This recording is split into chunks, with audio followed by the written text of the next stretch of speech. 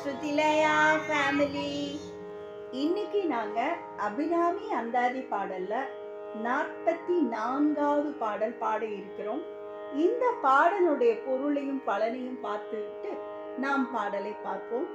இந்த பாடலை பாடும் பொழுது ஒரு குடும்பம் சிறப்பாக இருப்பதற்கு அம்மனையின் இல்லத்தரசியே காரணமாகும். எல்லோருக்கும் அன்னையாக விளங்குபவள் அந்த அம்பிகை. அவள் இந்த உலகத்துக்கே அவள் அன்னையாக விளங்குகிறாள். சங்கரனாருக்கு இல்லத்தரசியான அவள் எவ்வளவு ஒரு சிறப்பு இல்லையா? ஆதிசிவனுடைய இல்லத்தரசி அவள். அவள் எங்கும் அலையாமல் நான் உன்னை சரணடைவேன் என்று அவர் அந்த அபிராமி பட்டர் அந்த அபிராமியை பாடி மகிழ்கிறார். இந்த பாடலை நாம் பாராயணம் செய்தால் நம்மிடம் இருக்கும் பிரிவுணர்ச்சி நீங்கி ஒற்றுமையை தரும் பதிகமாக இந்த பாடல் உள்ளது.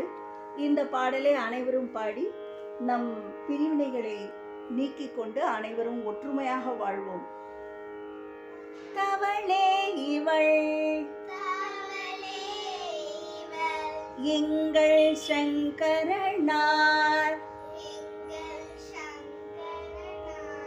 மனை மங்களமாம் அவளே அவர் தமக்கு அன்னையும் ஆகினல்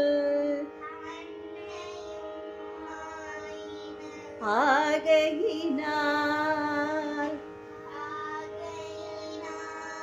இவளே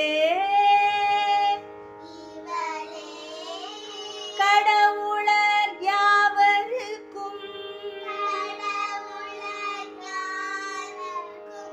மேல் இறைவியுமாம்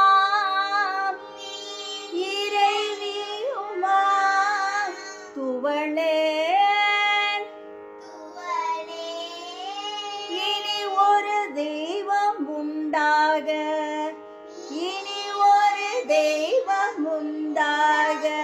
மெய் தொண்டு செய்தே